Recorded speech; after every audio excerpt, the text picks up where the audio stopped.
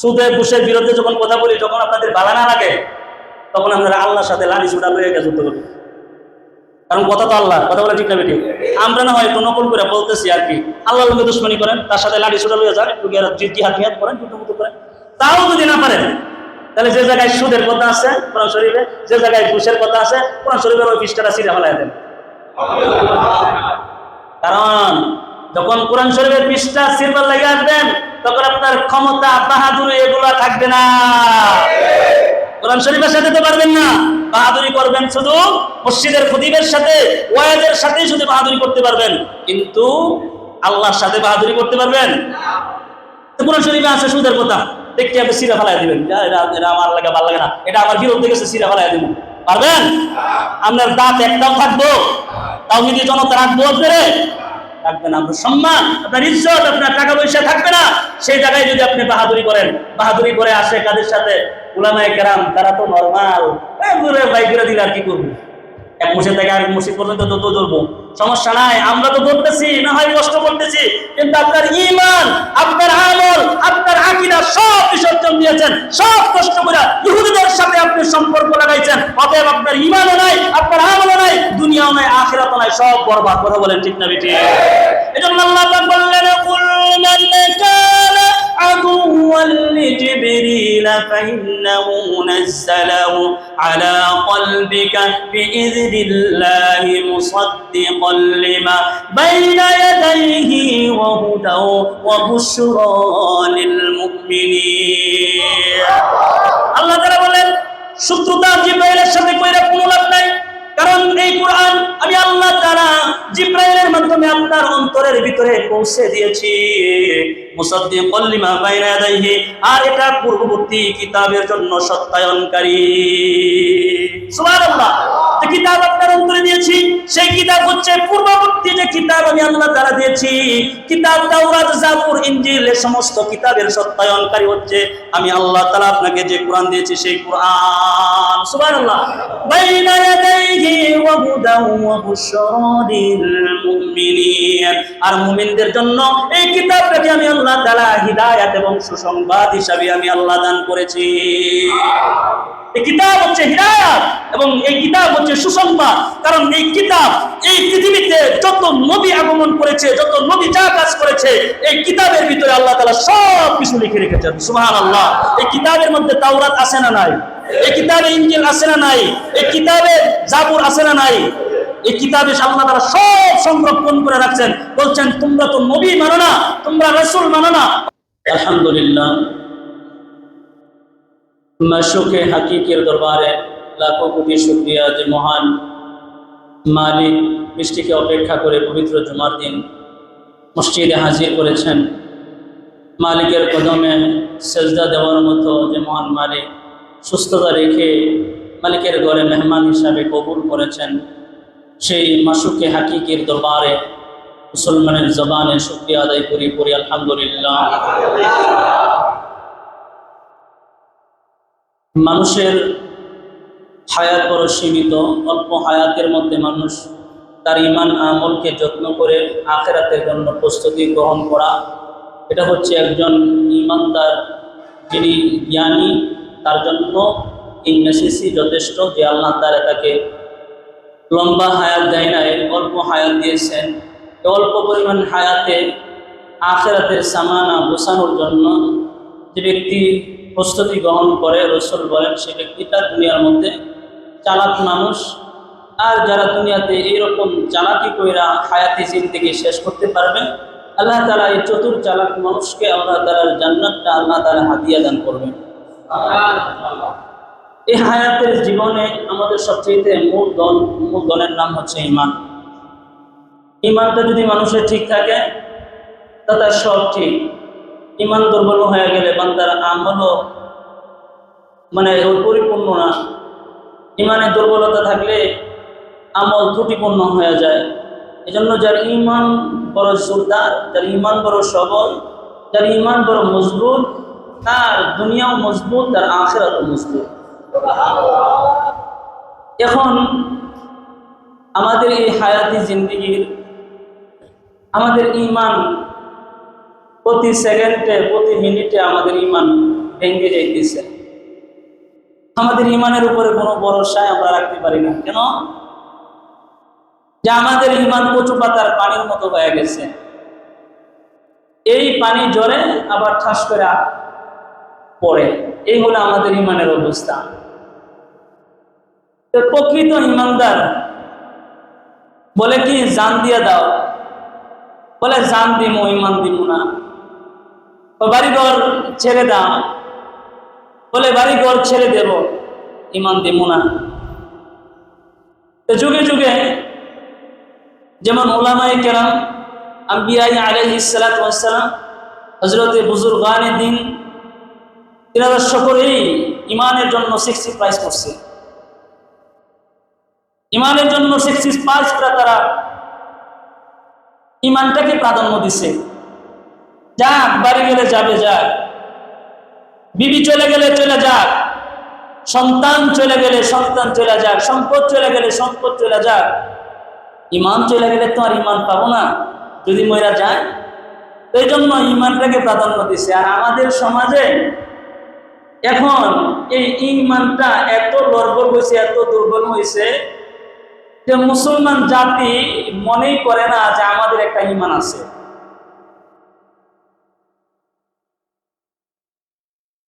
গতকালকে মোবাইলের এক মেসেজের মধ্যে দেখলাম, কমেন্টের মধ্যে দেখলাম, একজন মুসলমানের সন্তান সে যা লেখা লিখছে, এই লেখাটা একজন মুসলমানের ঘরে জন্ম নেওয়ার পরে কিভাবে লিখলো, এই চিন্তা আমি প্রায় অর্ধেক রাত্র পর্যন্ত করছি। আসলে কিভাবে সে তার এই মন মানসিকতার মস্তিষ্কে, সুস্থ মস্তিষ্কে সে কিভাবে এই লেখাটা সে লিখতে পারল। সে লিখেছে যে আর্জেন্টিনাকে সাপোর্ট করার জন্য যদি 100 বছর জাহান্নামে থাকতে হয়, তাহলে আমি 100 বছর জাহান্নামে থাকবো।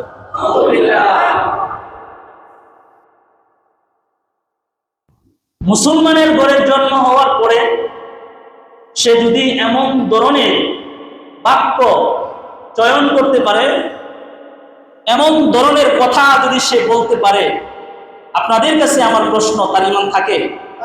বলেন না। তার ইমান চলে যায়। তার নতুন করে ইমান নবায়ন করতে হবে, আর নয়তো সে আর মুসলমানের খাতায় তার নাম নাই, ইমানদারের লিস্টে তার নাম নাই, সে বেঈমান হয়ে গেছে। সামান্যতম একটা আর্জেন্টিনার দল আমরা সাপোর্ট করি বিদায়, সামান্যতম ব্রাজিল যে দেশ আমাদেরকে চেনে না, যে দেশের জাতীয় পতাকা চিনে না, এমন একটা দেশে মুসলমান 92% মুসলমানের দেশে, যে দেশে প্রতিদিন কোরআনের আলোচনা হয়, যে দেশে প্রতিদিন কোরআনের তিলাওয়াত করা হয়, যেই দেশে প্রতিটি মসজিদে তাবলীগের মেহনত হয়, যেখানে আল্লাহ আল্লাহ বলাটা বন্ধ হয় না, সর্বোচ্চ আল্লাহ আল্লাহ শব্দ উচ্চারিত থাকে, এমন একটা দেশের একটা মুসলমান সন্তান যদি এই ধরনের দৃষ্টান্ত দেখায়, এমন ধরনের মন্তব্য করে, তাহলে আমরা মুসলমান হিসাবে আমাদের এই জাতি, আমাদের কপাল পুড়ে গেছে। আমাদের মতো কপাল পুরা জাতি আর মনে হয় আল্লাহর জমিনে আর নাই।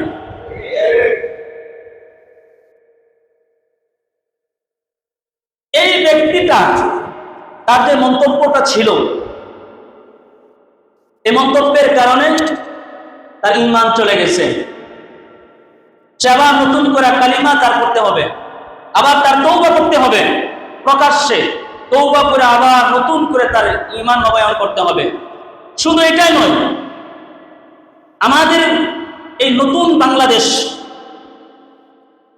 এই নতুন বাংলাদেশ আমাদের কাছে আবির্ভাব হয়েছে, আমাদের কাছে এসেছে জুলাই ছাত্র শহীদদের রক্তে রঞ্জিত হাত হয়ে, ছাত্রদের রক্তের উপর দিয়ে আমাদের এই দেশ আবার নতুন করে নবায়ন হয়েছে, যার নাম নতুন বাংলাদেশ।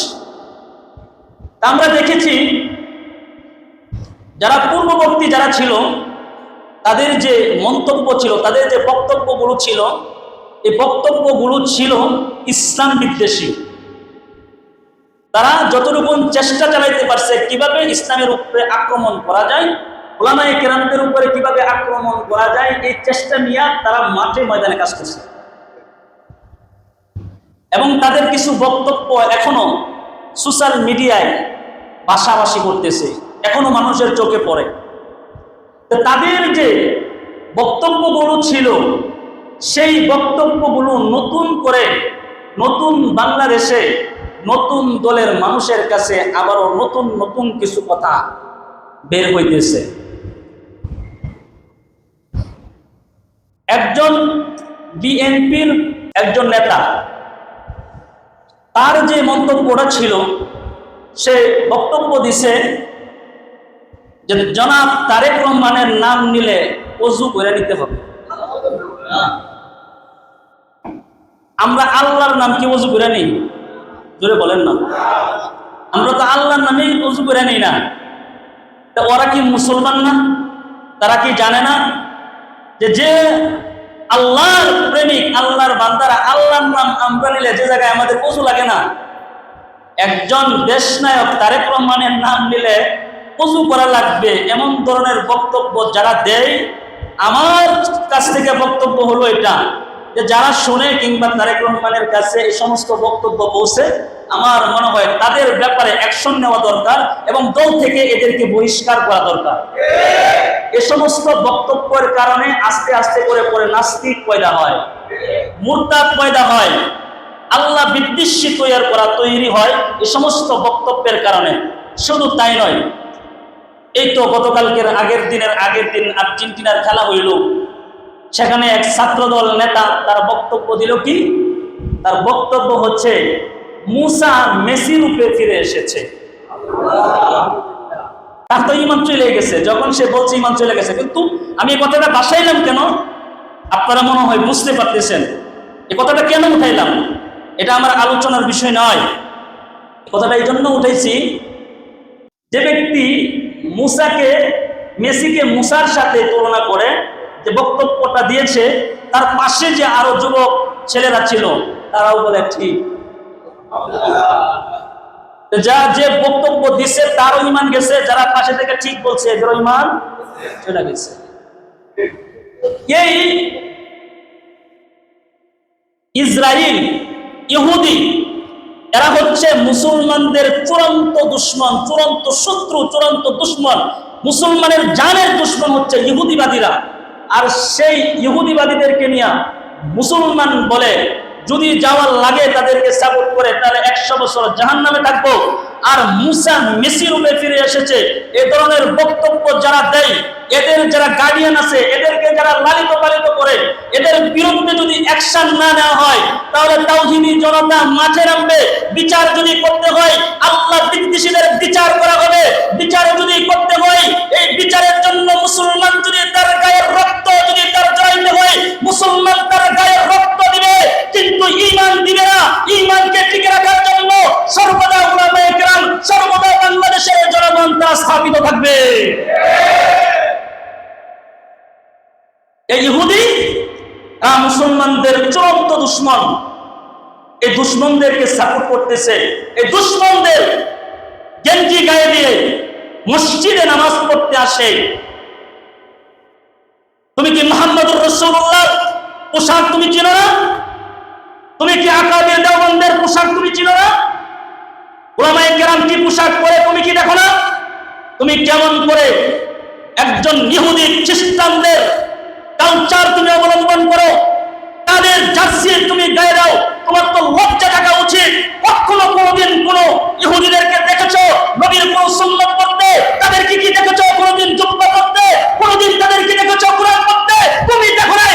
তুই মুসলমান হইয়া তুমি ইহুদি কালচারে জামা কাপড় তুমি পরো, তোমার জন্য ভিক্ষা চালায়। তোমার মতো মুসলমান এই দুনিয়ার মধ্যে থাকার চেয়ে মরে যাওয়া অনেক ভালো। আজকে মুসলমান জাতি তার ঈমানকে কোথায় শেষ করে দিচ্ছে, তার ঈমানকে কোথায় বিক্রি করে দিচ্ছে। মুসলমান জাতি এখন বেহুশ অবস্থায় আছে। জানে না কোথায় তার ঈমান হারিয়ে যাচ্ছে। তার শেষ অবলম্বন রাসূল করিম সাল্লাল্লাহু আলাইহি ওয়াসাল্লাম বলেছেন, যদি কোনো মুমিনের, কোনো মুসলমানের অন্তরের ভিতরে সরিষা পরিমাণ যদি ঈমান থাকে, আল্লাহ পাক সেই মানুষটাকেও জান্নাত দান করবেন। তুমি একটু ঈমান তো লালিত পালিত করতে পারো না, তুমি কেমন মুসলমান হইলা? ইহুদি এরা কারা? ইহুদি এরা হচ্ছে সেই জাতি, যে জাতি আল্লাহ মানে নাই, যে জাতি রাসূল মানে নাই, যে জাতি আল্লাহর কিতাবকে তারা সত্যায়ন করে নাই। এরা হচ্ছে সেই জাতি, যে জাতি মুসলমানদেরকে দাবায় দেওয়ার জন্য চূড়ান্ত ভাবে সর্বদা তারা লেগেছিল, মুসলমানদেরকে শেষ করে দেওয়ার জন্য। তারা তো সেই জাতি, যে জাতি মুসলমানদের ঈমানকে বিকৃত করে দেওয়ার জন্য তারা বারবার চেষ্টা করেছে। বারবার চেষ্টা করার পরেও তারা অগ্রাধিকার পান নাই। মুসলমানরাই জিতে গিয়েছে। কিয়ামত পর্যন্ত ইহুদিদের সাথে যুদ্ধ হবে, নাসারাদের সাথে যুদ্ধ হবে, বেহুদীদের সাথে যুদ্ধ হবে, অমুসলিমদের সাথে যুদ্ধ হবে। সেই যুদ্ধে রাসূল বলেছেন, মুসলমানের একটা দল তারা বিজয়ী হবে, আর সেই বিজয়ী দলে আল্লাহর জান্নাতে ঢুকে যাবে। মুসলমানদের গায়ের রক্ত এটা ঈমানি রক্ত, মুসলমানের গায়ের রক্ত এটা ঈমানি রক্ত। এই ঈমানি রক্তকে মানুষ হতভম্ব করে দিবে, ভেঙে দিবে, চুরমার করে দিবে, এটা সম্ভব নয়। কারণ আল্লাহ তাআলা বলেছেন, যার ভিতরে ঈমান ঢুকে যায়, যার ভিতরে অন্তরের ভিতরে আমার নূর ঢুকে যায়, তখন সেই নূর আলোকিত করে দেয় তার বুটা, তার দেহটাকে। আর সেই দেহ তখন যা কিছু বলে, তখন আল্লাহর পক্ষ থেকেই বলে। তখন যা জীবন দিতে বলে আল্লাহর জন্য জীবন দিতে প্রস্তুত থাকে। জীবন দিতে বলে মাঠে ময়দানে ছড়িয়ে পড়ে।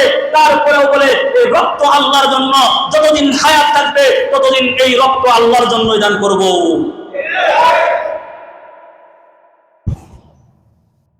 এজন্য আমি গত জুমায় আপনাদের সম্মুখে আলোচনা করেছিলাম সূরাতুল বাকারার 94 নম্বর আয়াত, 95 নম্বর আয়াত, 96 নম্বর আয়াত, 97 নম্বর আয়াতে আলোচনা শেষ করেছিলাম এবং বলেছিলাম যে আমার আলোচ্য বিষয় 97 নম্বর আয়াত থেকেই শুরু হবে। 94 নম্বর আয়াতে আল্লাহ তাআলা কি বলেছিলেন? আল্লাহ তাআলা বলেছিলেন, কুল ইন কানাত লাকুমুদ দারুল আখিরাতু ইনদাল্লাহি খালিসাতান মিন দুনিন নাস ফাতামান্নাবুল মাউত ইন কুনতুম সাদিকিন। আল্লাহ তাআলা বলেন, ইয়া রাসূলুল্লাহ, আপনি ইহুদিদেরকে আপনি বলে দিন, ইন কানাত লাকুমুদ দারুল আখিরাতু ইনদাল্লাহি খালিসাতান মিন দুনিন নাস, পরকালে জান্নাত শুধুমাত্র ইহুদিদের বক্তব্যগুলো আমি আপনাদের সামনে বলছিলাম। ওই বক্তব্য যদি খেয়াল থাকে তাহলে আমার এই শর্টকাট আলোচনাটা বুঝতে পারবেন। গত জুমার আলোচনার কথা আপনাদের মনে আছে? ইহুদিরা কি বলছিল? তারা বলছিল একমাত্র আমরাই জান্নাতে যাব, আর কেউ জান্নাতে, আর আমরা কোনোদিন জাহান্নামে, যদিও জাহান্নামে যাই থাকবো কয়দিন? 40 দিন। কয়দিন থাকবে ইহুদিরা? এটা হলো তাদের ধারণা, এটা হচ্ছে তাদের বক্তব্য। তারা বক্তব্য দিচ্ছে আমরাই একমাত্র জান্নাতের উত্তরাধিকারী, আমরাই জান্নাতে যাব, আর কোনো মানুষ জান্নাতে যাবে না। নাম্বার 2, আমরা কখনো কোনোদিন জাহান্নামে যাব না। নাম্বার 3, যদিও কোনো ফেস লাইগা বসত, কারণ বসত জাহান্নামে যাওয়াই লাগে, তাহলে আমরা থাকবো মাত্র 40 দিন। তখন আল্লাহ তাআলা কোরআনের এই আয়াত নাযিল করেছেন, قل إن كانت لكم الدار الآخرة عند الله خالصة من دون الناس। ইয়া রাসূলুল্লাহ, আপনি তাদেরকে বলে দিন, তারা যদি পরকালে শুধুমাত্র তাদের জন্যই যদি জান্নাত হয়ে থাকে, তারাই শুধু জান্নাতে যাবে, তারাই যদি জান্নাতের একমাত্র অধিকারী হয়, তাহলে আপনি তাদেরকে বলে দিন ফাতামান্নাবুল মাউত, তারা যেন মৃত্যু কামনা করে। কারণ মৃত্যু একমাত্র মানুষকে জান্নাতে নিয়ে যেতে পারবে। কারণ কারো যদি মৃত্যু না হয় জান্নাতে যেতে পারবে না। জোরে বলেন না। তাদের বক্তব্য ছিল যে তারা একমাত্র জান্নাতে যাবে, আর কেউ যেত না। আল্লাহ তাআলা বলছেন, যদি তোমরা একমাত্র জান্নাতের অধিকারী হয়ে থাকো, আর কেউ যদি জান্নাতে না যায়, আর কেউ জান্নাতে যাবে না, তোমরা যদি এই ধারণায় যদি রেখে দাও, এই কনফিডেন্স আর আত্মবিশ্বাস যদি তোমাদের মধ্যে থাকে, তাহলে তোমাদেরকে দুনিয়াতে থাকতে লাভ কি? বেজালের জায়গা দুনিয়া, বেজালের জায়গায় থাকতে লাভ নাই। ফাতামান্নাবুল মাউতা ইন কুনতুম সাদিকিন, তাহলে তোমরা মৃত্যু কামনা করো। ইন কুনতুম সাদিকিন, যদি তোমরা সত্যবাদী হও। সুবহানাল্লাহ বলেন, শর্ত লাগাইছেন যদি তোমরা সত্যবাদী হও। তারপর আল্লাহ তাআলা বলছেন ওয়ালা ইয়াতামান্নাহু আবাদান বিমা কদ্দামাত আইদিহিম। আল্লাহ তাআলা বলেন ইয়া রাসূলুল্লাহ, তারা কখনো মৃত্যু কামনা করবে না। তারা কি করবে না? তারা কখনো মৃত্যু কামনা করবে না। আল্লাহু আলিমুম বিজ-জালিমিন, আর আমি আল্লাহ তাআলা জালিমদের সম্পর্কে ভালো কইরাই জানি। কেন মৃত্যু কামনা করবে না? শুধু মৃত্যুই কামনা করবে না বিষয়টা এরকম না, তারপরের আয়াতে আল্লাহ তাআলা আরো সুন্দর করে বুঝিয়ে দিয়েছেন ওয়ালা তাজিদান্নাহুম আহওয়াসান নাসি আলা হায়া। ইয়া রাসূলুল্লাহ, আপনি তাদেরকে দুনিয়ার জীবনের প্রতি বড় লোভী পাবেন। তারা দুনিয়ার জীবনের প্রতি কি হবে? বড়ই লোভী হবে। আলা হায়া ওয়া মিনাল্লাযীনা আশরাকু ইয়াওয়াদ্দু আহাদুহুম লাউ ইয়াম্মারু আলফা সানা। মুশরিকরা তাদের হায়াতের ব্যাপারে অনেক লোভী থাকে, কিন্তু মুশরিকদের থেকেও এরা বড় লোভী হবে। এদের হায়াতের প্রতি বড় মায়াশীল আপনি তাদেরকে পাবেন। আয়াওয়াদু আহাদুহুম লাউ ইয়াম্মারু আলফা সানা, আর এরা প্রত্যেককেই কামনা করে যদি আল্লাহ আমাদেরকে 1000 বছর হায়াত দিত, আমরা যদি 1000 বছর বেঁচে থাকতে পারতাম। এখন আপনি বলেন, যে ব্যক্তি আল্লাহ তাআলা তো এখানে বলছেন যদি তোমরা সত্যবাদী হও, জান্নাত যদি তোমাদের জন্য হয়ে থাকে, তাহলে মৃত্যু কামনা করো। কিন্তু তারা কি মৃত্যু কামনা করবে? কেন? কারণ তাদের হায়াতের প্রতি বড় মায়া। তারা তাদের হায়াতটাকে ভালোবাসে, তারা তাদের জীবনটাকে, তাদের দুনিয়ার জীবনটাকে বড় ভালোবাসে, মহব্বত করে। আর যারা দুনিয়াকে প্রাধান্য দেয়, যারা দুনিয়াকে ভালোবাসে, দুনিয়ার জীবন নিয়ে যারা ভালো থাকে, এরা কখনো কোনোদিন মৃত্যু কামনা করবে না। কথাটা ইমাম সাহেবের না আল্লাহ? জোরে আওয়াজ করে বলেন। এরা প্রত্যেককে চায় আল্লাহ যেন 1000 বছর আমাগুলো বাঁচায় রাখে। যদি 1000 বছর বেঁচে থাকতে পারতাম। তারপরে আল্লাহ তাআলা বলেন ওমা হুয়া বিমুযাহজিহি মিনাল আযাব। ইয়া রাসূলুল্লাহ, এরা 1000 বছর বাঁচা থাকলে এরা মনে করছে যে এরা মনে হয় আমার কাছে আসবে না, আর আমার শাস্তির সম্মুখীন তারা হবে না। এরা এটা মনে করছে এদেরকে যদি 1000 বছর দেওয়া হয়, 1000 বছর, 2000 বছর, 3000 বছর যদি দেওয়া হয়, 2-3000 বছর পরে তাদের মৃত্যু হবে কি হবে না? দুনিয়ার জীবন চাইরা আমার কাছে আসতেই হবে বান্দা। যখনই আসবা ওমা হুয়া বিমুযাহজিহি মিনাল আযাবি আইয়ুআম্মার, আমি আল্লাহ কিন্তু তোমাদেরকে শাস্তির আওতায় আনবই, আমি আল্লাহ কিন্তু তোমাদেরকে শাস্তি দিবই। এটা আমি আল্লাহ তাআলা তোমাদেরকে বলে রেখেছি। এজন্য লম্বা হায়াতের কোনো মূল্যায়ন নাই, অল্প হায়াতে নেক আমলের বড় মূল্য। আল্লাহু বাসীরুম বিমা ইয়ামালুন। তারপরে আল্লাহ তাআলা বলেন এদের কর্মকাণ্ড সম্পর্কে আমি ভালো করে জানি, আমি ভালো করে এগুলা দেখতেছি, এদের কর্মকাণ্ড সম্পর্কে সব আমি জানি, সব আমি আল্লাহ তাআলা দেখি। তারপরে আল্লাহ তাআলা নতুন আলোচনা করলেন সূরাতুল বাকারার 97 নম্বর আয়াতে। আল্লাহ তাআলা বলেন কুল মান কানা আদুওয়ান লিজিবরিল ফাইন্নাহু নাযালাহু আলা কলবিকা বিইذনিল্লাহ মুসাদ্দিকান লিমা বাইনা ইয়াদাইহি ওয়া হুদাও ওয়া বুশরা লিল মুমিনিন। আল্লাহ তাআলা বলেন ইয়া রাসূলুল্লাহ, যে ব্যক্তি জিবরাইলের শত্রু, বলেন যে ব্যক্তি জিবরাইলের শত্রু, তারা জেনে রাখো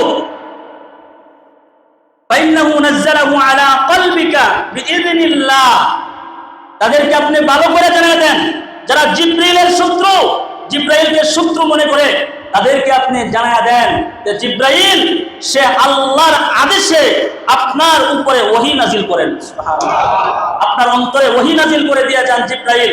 এটা একান্ত ব্যক্তিগত কোনো বিষয় জিবরাইলের না, আল্লাহ যা আদেশ করেন তাই নবীর উপরে, নবীর অন্তরে জিবরাইল আয়েশা ওহী নাজিল করে দেওয়া যায়। সুবহানাল্লাহ, আরেকটু জোরে বলেন না সুবহানাল্লাহ।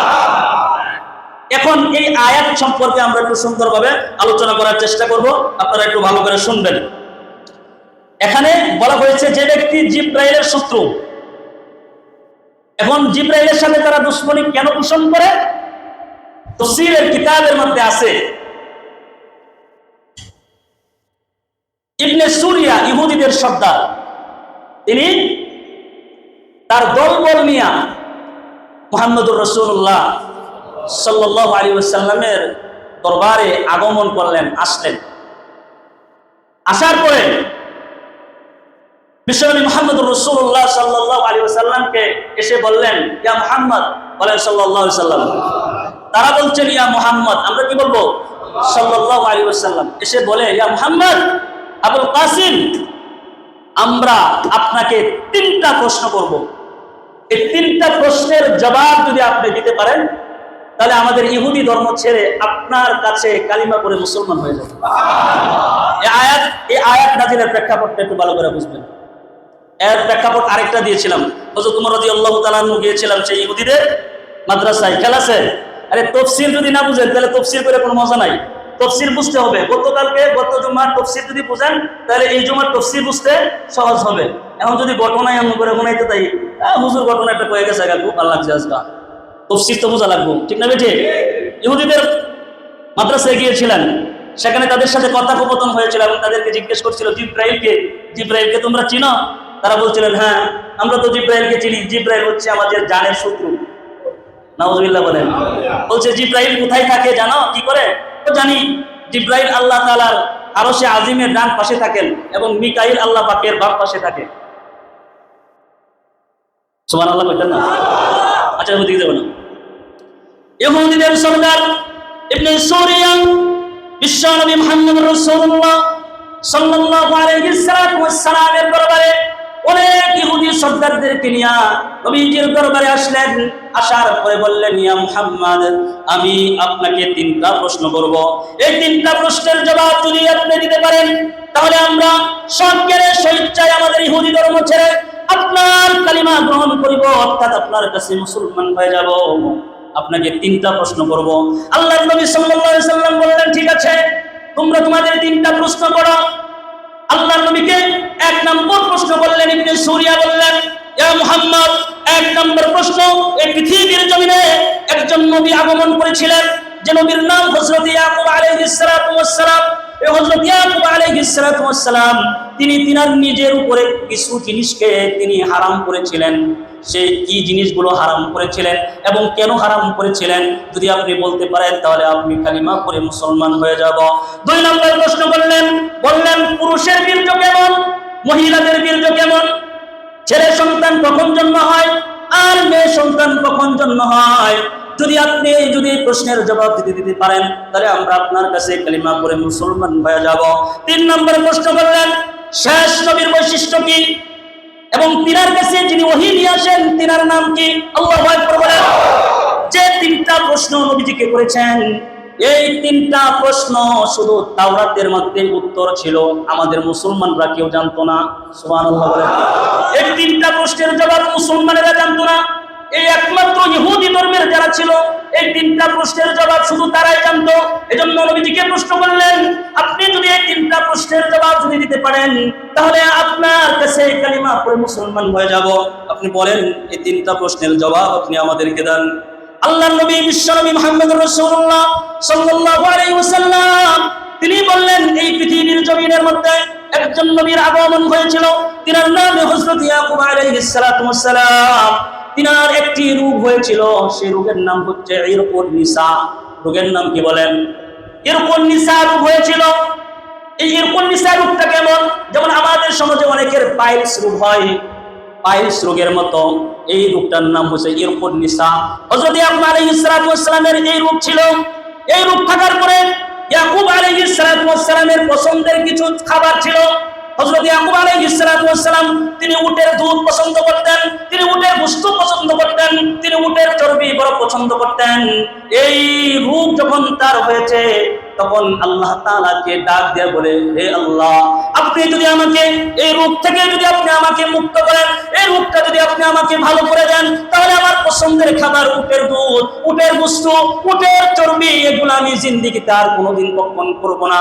আল্লাহ আপনি আমাকে ভালো করে দেন। কারণ হযরত ইয়াকুব আলাইহিস সালাতু ওয়াস সালামের মলদ্বার দিয়ে প্রতিদিন প্রত্যেকটা সময় টপ টপ করে রক্ত প্রবাহিত হইতো।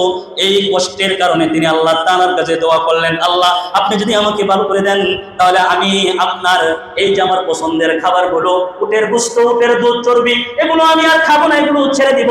আল্লাহ রাব্বুল আলামিন হযরত ইয়াকুব আলাইহিস সালাতু ওয়াস সালামের দোয়াকে কবুল করলেন। কবুল করে আল্লাহ তাআলা হযরত ইয়াকুব আলাইহিস সালাতু ওয়াস সালামকে চিরতরে সুস্থ করে দিলেন। যখন তিনি সুস্থ হয়ে গেলেন, সুস্থ হওয়ার পরে ওই যে নিজের উপরে যে মান্নত করলেন, মান্নত করে বললেন এই গোশতগুলো আর আমি কোনোদিন খাবো না। সুস্থ হওয়ার পরে তিনি আর কোনোদিন উটের গোশত, উটের দুধ, উটের চর্বি কোনোদিন তিনি গ্রহণ করেন না।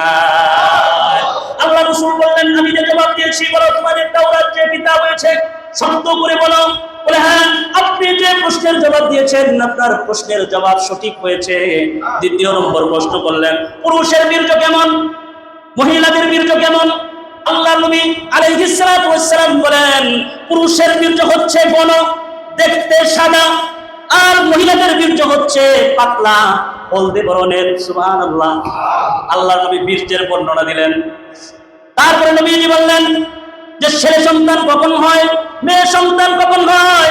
নবীজি আলাইহিস সালাতু ওয়াস সালাম জবাব দিলেন, স্বামী স্ত্রী মিলনের পরে যখন তাদের ভিতর থেকে নাপাক পানি বের হয়, স্বামী স্ত্রী উভয়ের পানিগুলো আল্লাহ তাআলা জরায়ুর মাধ্যমে এটাকে আল্লাহ তাআলা সংরক্ষণ করেন। সুবহানাল্লাহ। জরায়ুর ভিতরে আল্লাহ তাআলা এখানে জমা করেন। জমা করার পরে এই নাপাক পানিটুকু ডিম্বাণুর ভিতরে নিয়ে যান। সুবহানাল্লাহ। ডিম্বাণুর ভিতরে নেওয়ার পরে সেখানে আল্লাহ তাআলা একটা প্রতিযোগিতা করান। পুরুষের বীর্যের একটা প্রতিযোগিতা হয়, মহিলার বীর্যের একটা প্রতিযোগিতা হয়। মহিলার বীর্যের উপরে পুরুষের বীর্য যখন প্রাধান্য হয়ে যায়, জিতে যায়, তখন আল্লাহ পাক তাকে ছেলে সন্তান দান করে। আর মহিলার বীর্য যখন পুরুষের বীর্যের উপরে প্রাধান্য পায়, তখন আল্লাহ তাআলা কন্যা সন্তান দান করে। অর্থাৎ যে কথাটা বুঝাইবার চাই, পুরুষ যদি শক্তিশালী হয় তাহলে পুরুষ সন্তান হয়, আর মহিলা যদি দুর্বল থাকে তাহলে আল্লাহ তাআলা কন্যা সন্তান দান করেন। এজন্য আল্লাহ তাআলা সেখানে একটা প্রতিযোগিতা করায়। ওই প্রতিযোগিতার ভিতরে যদি পুরুষের বীর্যটা স্ত্রীর বীর্যের উপরে প্রাধান্য পায়, সেখানে যদি জিতে যায়, আল্লাহ পাক তাকে ছেলে সন্তান দান করেন। আল্লাহ নবী আলাইহিস সালাতু ওয়াস সালাম জবাব দেওয়ার পরে ইহুদিরা বলল, আপনি যে প্রশ্নের জবাব দিয়েছেন আপনার প্রশ্নের জবাব সঠিক হয়েছে। আপনি যে প্রশ্নের জবাব দিয়েছেন আপনার প্রশ্নের জবাব সঠিক হয়েছে। 3 নম্বর প্রশ্ন করলেন, শেষ নবীর বৈশিষ্ট্য কি? তার কাছে যিনি আসেন, তিনার কাছে যিনি আসেন, ওহী নিয়ে আসেন, তিনার নাম কি? আল্লাহ নবী আলাইহিস সালাতু ওয়াস সালাম বললেন যে শেষ নবীর বৈশিষ্ট্য হচ্ছে তিনি যখন ঘুমিয়ে থাকেন তখন তিনার অন্তর জাগ্রত থাকে।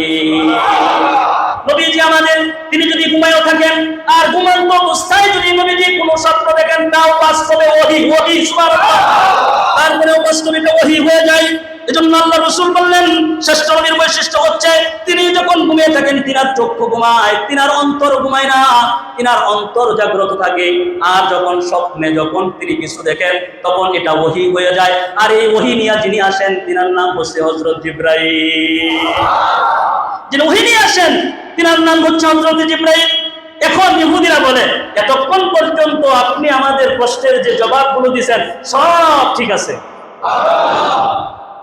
জিবরাইল আপনার কাছে আসে এটাও ঠিক আছে, তবে এ মুহাম্মদ আপনি জাইনা রাখো, এ মুহাম্মদ তুমি শুনিয়া রাখো, জিবরাইল আমাদের ডানের শত্রু।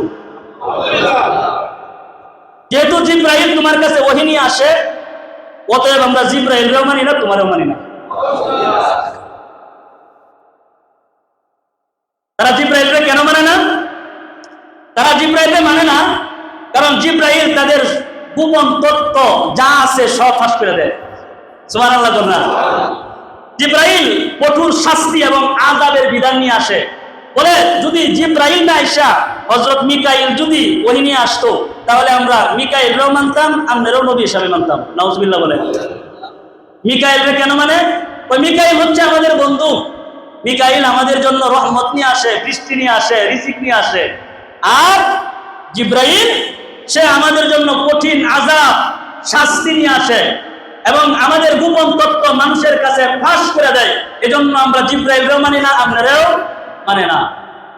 বিশ্বনবী আগমনের পূর্বে যত নবী আলাইহিস সালাতু ওয়াস সালাম এই বনি ইসরাইলে দিয়েছেন, সমস্ত নবীরা এসেছেন এবং তারা তাদের তাওরাত কিতাবের আল্লাহ তাআলার বিধানগুলোকে কেটে দিয়া নিজেদের মন করা মতবাদ তারা এই কিতাবের মধ্যে ঢুকায়া তারা তাদের মতো আকাম কুকাম যা করছে করার মতো করছে।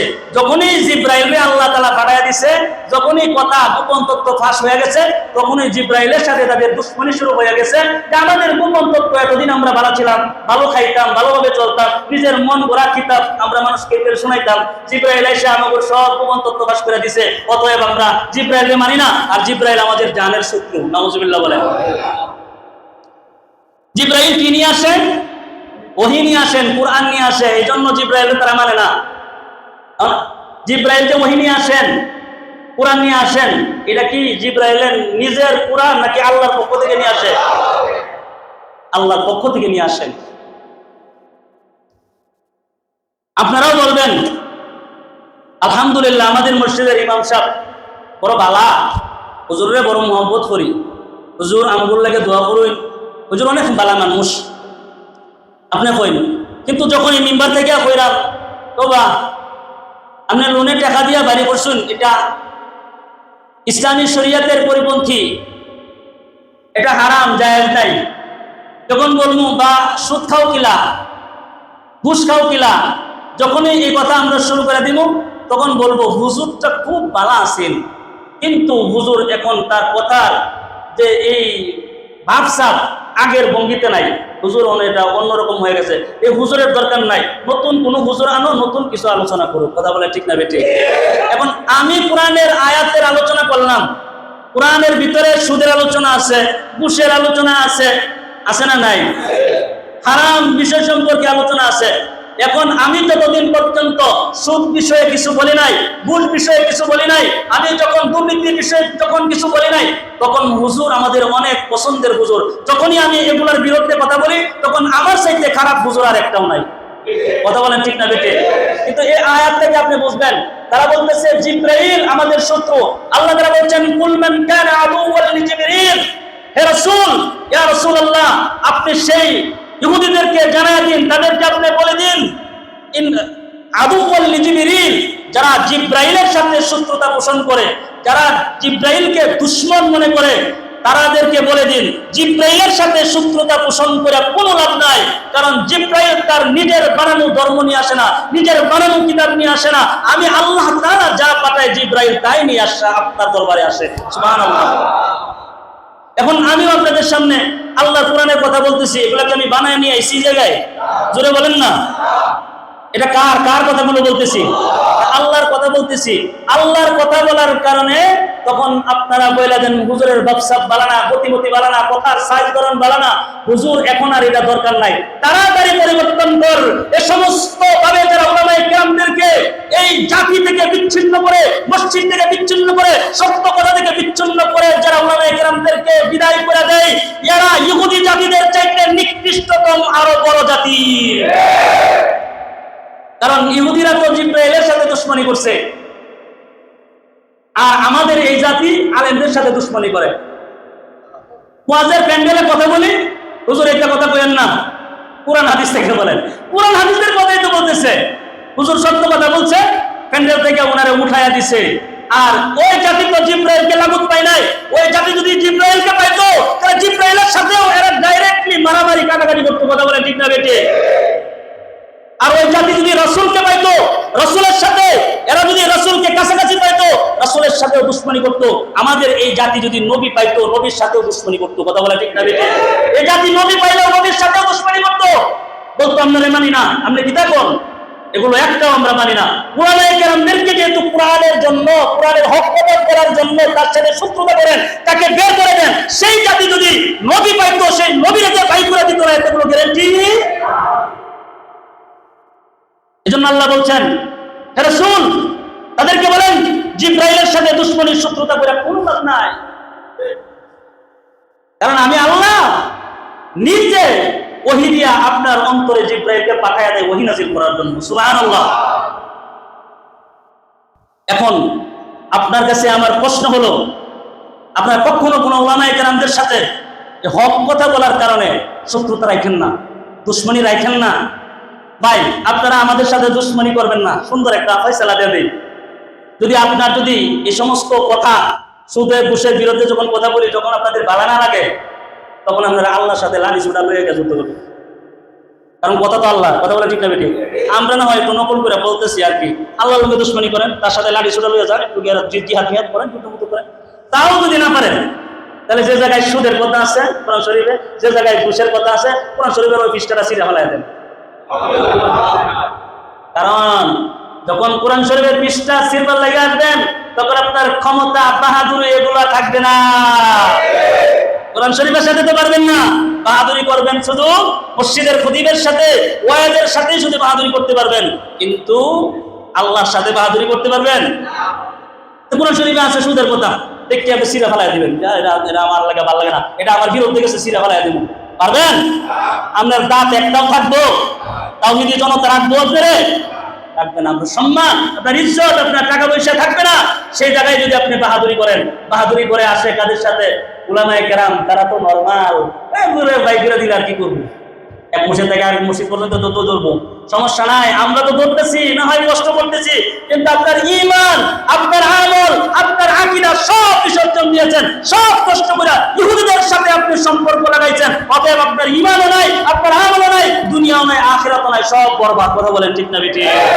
এজন্য আল্লাহ পাক বললেন, কুল মান কানা আদুওয়ান লিজিবরিল ফাইন্নাহু নাযালাহু আলা কলবিকা বিইذনিল্লাহি মুসাদ্দিকান লিমা বাইনা ইয়াদাইহি ওয়া হুদাও ওয়া বুশরা লিল মুমিনিন। আল্লাহ তাআলা বলেন, শত্রুতা জিবরাইলের সাথে কইরা কোনো লাভ নাই, কারণ এই কোরআন আমি আল্লাহ তাআলা জিবরাইলের মাধ্যমে আপনার অন্তরের ভিতরে পৌঁছে দিয়েছি, মুসাদ্দিকান লিমা বাইনা ইয়াদাইহি, আর এটা পূর্ববর্তী কিতাবের জন্য সত্যায়নকারী। সুবহানাল্লাহ। যে কিতাব আপনার অন্তরে দিয়েছি, সেই কিতাব হচ্ছে পূর্ববর্তী যে কিতাব আমি আল্লাহ তাআলা দিয়েছি, কিতাব তাওরাত, জাবুর, ইনজিল, এই সমস্ত কিতাবের সত্যায়নকারী হচ্ছে আমি আল্লাহ তাআলা আপনাকে যে কোরআন দিয়েছি সেই কোরআন। সুবহানাল্লাহ।